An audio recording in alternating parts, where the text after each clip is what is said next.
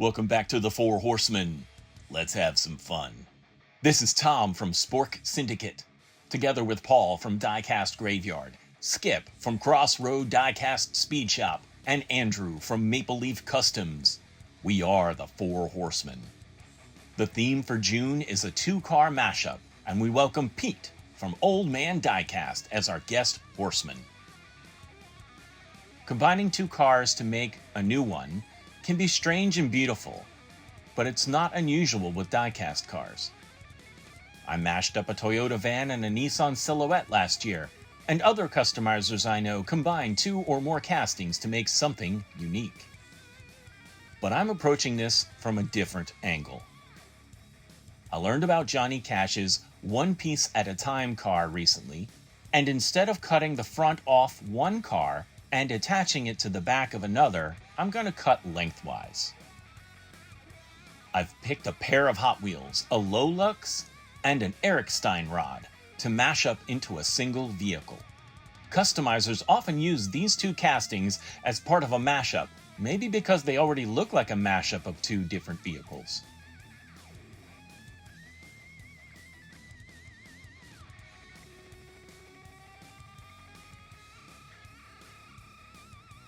Both of these castings have four primary pieces: a body, glass, an interior, and a base. One benefit of this pairing is that the Erikstein Rod has a motor in the front and the Lolux has a motor in the back. That means two motors.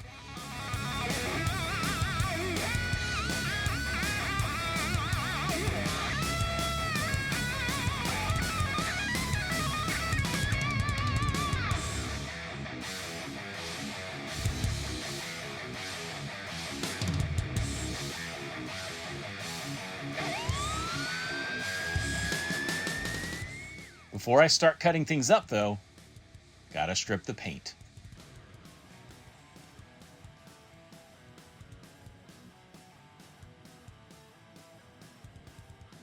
My plan is not to cut right down the middle, but to weave in and out of the castings to take advantage of the elements, like the crisscross roll cage on the back of the Erikstein Rod and the large tail spoiler of the Lolux. There will be asymmetrical elements, which works just fine by me. To cut the bodies, I use my jewelry saw.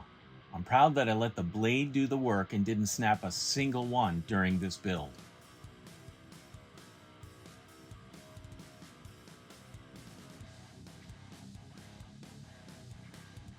As I knit the bodies together, I carved up the interiors to fill in the new dimensions of the mashed up vehicle.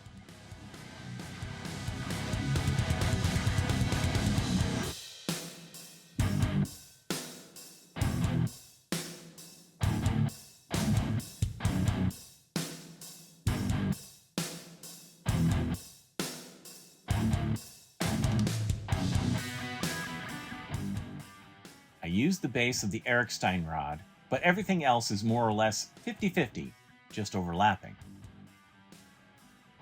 There'll be some trimming and fitting ahead, but this first dry fit was a lot closer to a believable vehicle than I imagined it would be.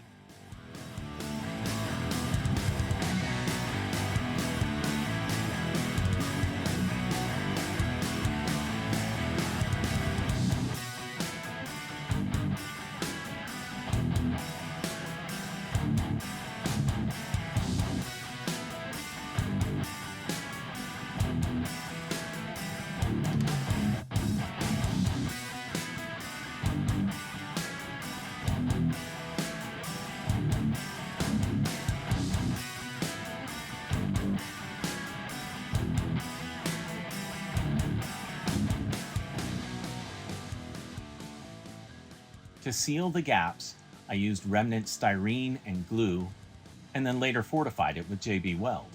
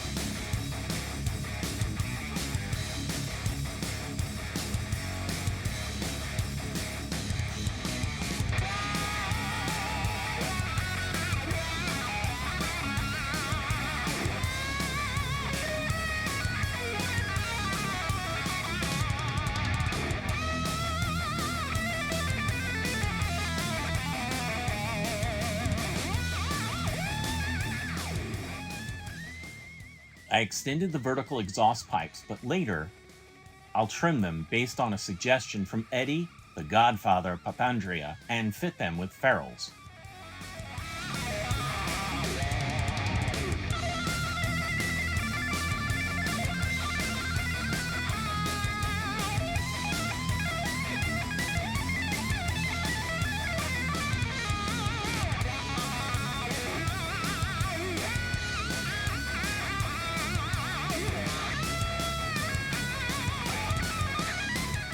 More dry fits led me to realize that I had to bore out the front fenders more for the tires I chose.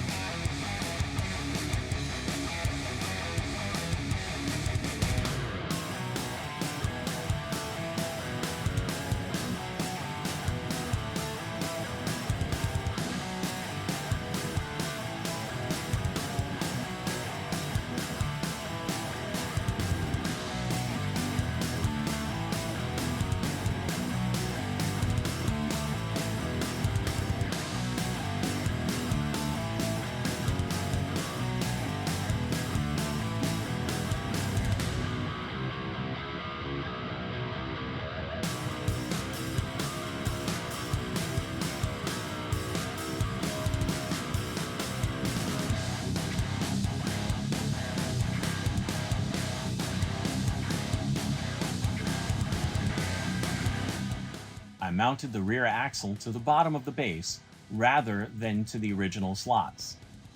To help it look more realistic, I fabricated some suspension pieces to hide the simple brass tube axle.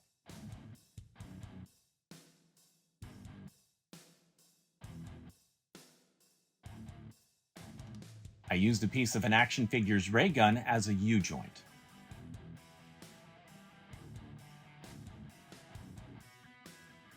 Wait a minute. The rear spoiler is tilted. To fix that, I snipped a sliver of the support arm and then glued a small piece of styrene to reattach the spoiler. The random piece of styrene works with all those little details of both vehicles.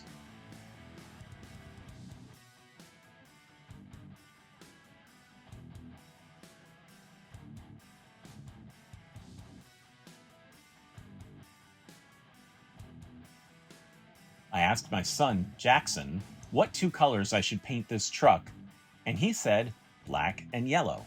I began with a matte black primer, then moved to a white base coat on the right side before putting down layers of lemon yellow.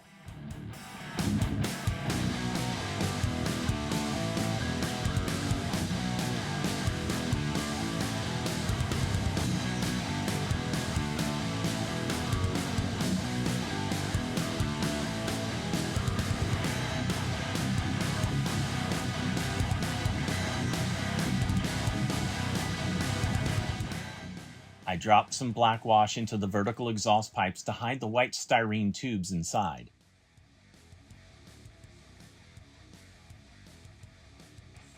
Worked like a charm.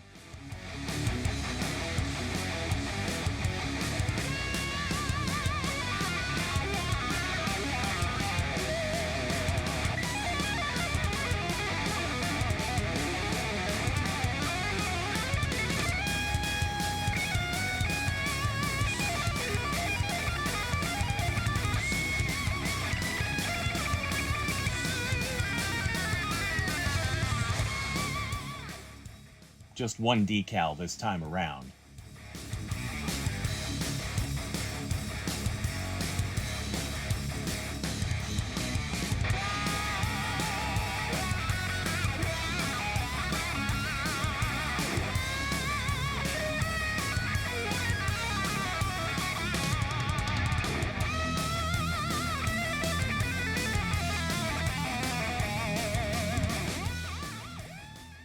One last detail.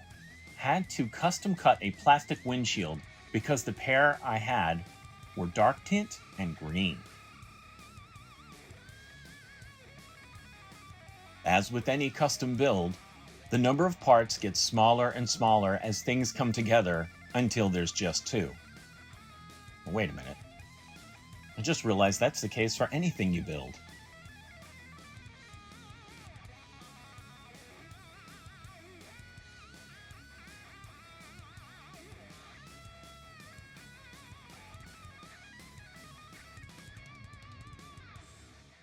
My screwdriver matches the body only by coincidence.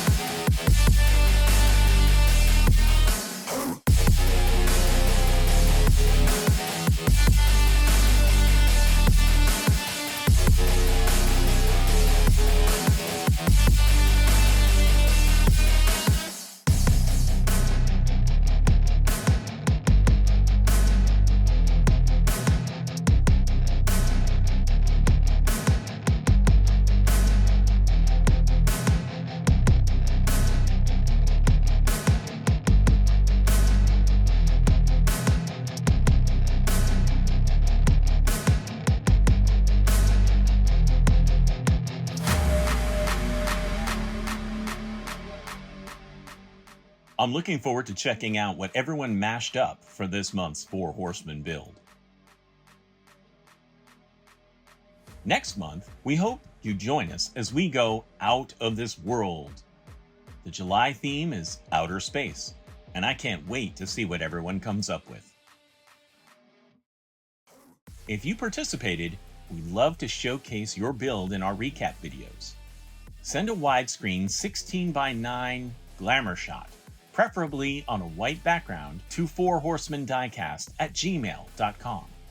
And be sure to use the hashtag 4horsemendiecast when you post your pictures or videos on social media.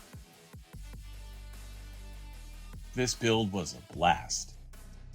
It definitely tested my ability to keep track of a lot of tiny pieces and fabricate something asymmetrical, powerful, and put together one piece at a time.